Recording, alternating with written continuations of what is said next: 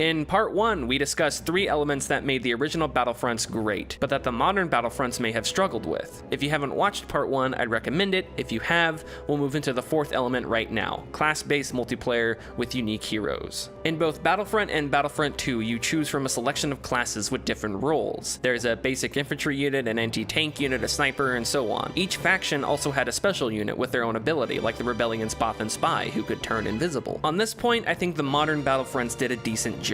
Battlefront 2015 swapped those classes for customizable loadouts, allowing you to contour your character to fit whatever playstyle you want. Sniper rifles and rocket launchers are abilities with cooldowns rather than equipment you use at will. And when Battlefront 2015 launched, I wasn't totally against that system. The customizable loadouts gave you something to work for and build. Battlefront 2017 switched back to a class-based system, but made the classes customizable. Each class comes with abilities you can swap around or make stronger. Battlefront 2017's classes in a vacuum are great. Of course, when you consider that the game was initially made to be pay to win and that the game suffered because of that even once the microtransactions were taken away, the system becomes less palatable. With that said, between the two, I think a class-based system is the best. In the original Battlefronts, there isn't a best class. Each class is important in its own way. It's not a perfect system. Some classes, like pilots, have jobs so specific they're kind of useless most of the time. But in Battlefront 2015, anyone can equip an anti-tank weapon. This lessens the importance of teamwork and lessens the downside of being able to combat tanks. In the original Battlefronts, anti-tank classes don't have much in the way of personal protection, sporting a low-powered blaster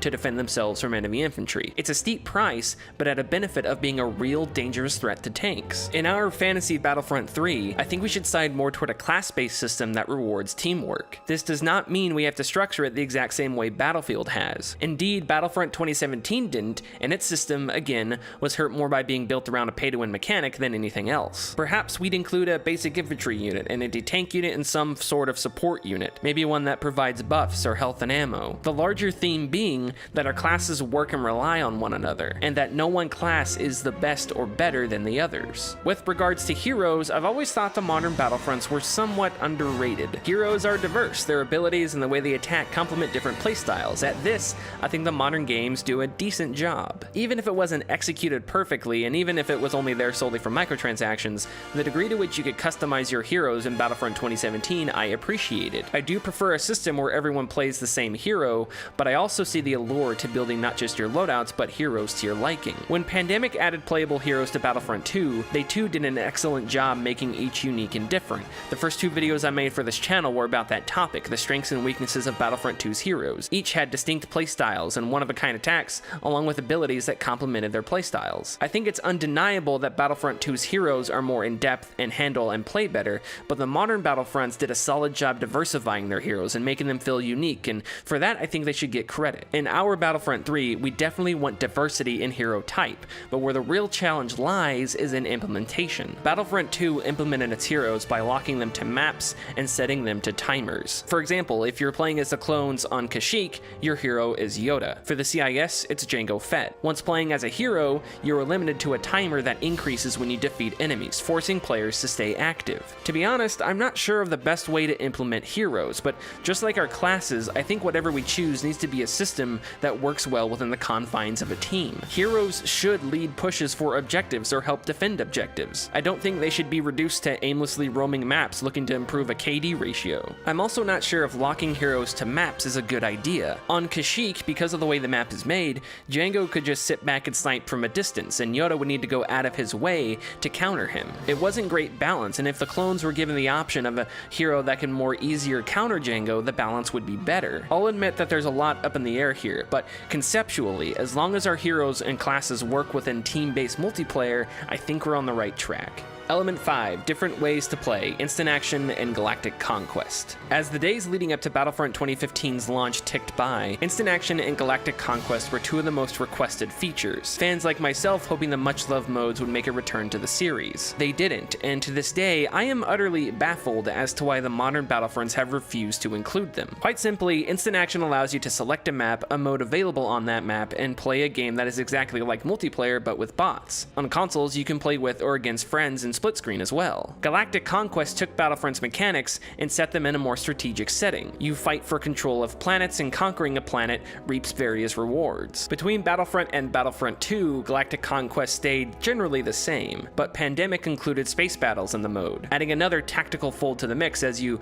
move fleets around, positioning them to defend or attack planets, and using credits you receive from winning battles to upgrade your army. What's so confusing is that both Battlefront 2015 and 2017 had single-player and split-screen modes, but they weren't and aren't Instant Action or Galactic Conquest. Battlefront 2015 has a section called Missions, which consisted of a tutorial, a co-op survival mode that is as basic and watered down as they come, and Battles, which is essentially team deathmatch. It was more than 6 months post-release until Battlefront 2015 released Skirmish, which lets you play multiplayer modes with bots and a friend, but only in 2 of the 10 available multiplayer modes. Battlefront 2017's version of Missions was Arcade mode, and while Arcade mode provided more variety and even let you mess around with the settings, it still doesn't allow players to simply select from the larger multiplayer modes like Galactic Assault and play. I can understand if DICE said they didn't want to make any form of single-player mode. If they said that's not the game they want to make, then okay, I may not like it, but that's their decision. What doesn't make sense, however, is adding these modes that are fully inferior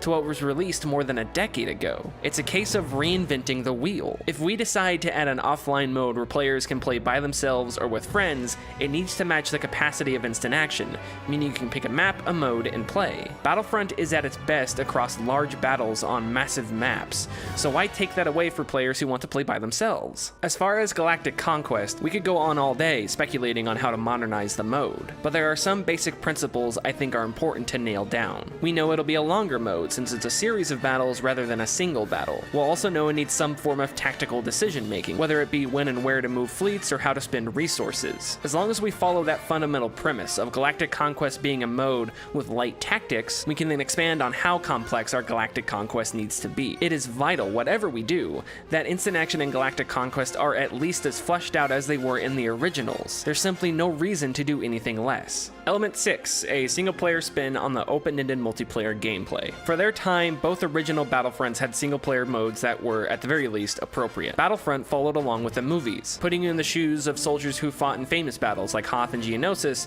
as well as battles that took place outside of the scope of the films. Battlefront 2 was a little more creative, pitting you as a clone trooper of the legendary 501st Legion, the only group of stormtroopers that, at least according to the old canon, was completely compromised of Jango Fett clones until the Empire's fall. For our purposes, the most important thing to consider about these single-player modes is that they didn't stray away from Battlefront's core mechanic, gigantic, open-ended battles. Battlefront and Battlefront 2 single players are each altered to stand out from multiplayer, but aren't altered to the point of being completely different. This is a style we've seen both modern Battlefronts struggle with, a disconnect between a core element we enjoy and expect from one mode that's subtracted from another mode. Battlefront 2017 gave players a much requested single-player mode, but that single-player mode was often linear and rigid. When Battlefront 2017 single-player does open up, particularly later in the story, is when it felt closest to multiplayer's giant epic battles. I'm not a fan of the phrase single-player campaign because single-player campaign is boring. It doesn't mean anything specific. An awesome in-depth mode like Galactic Conquest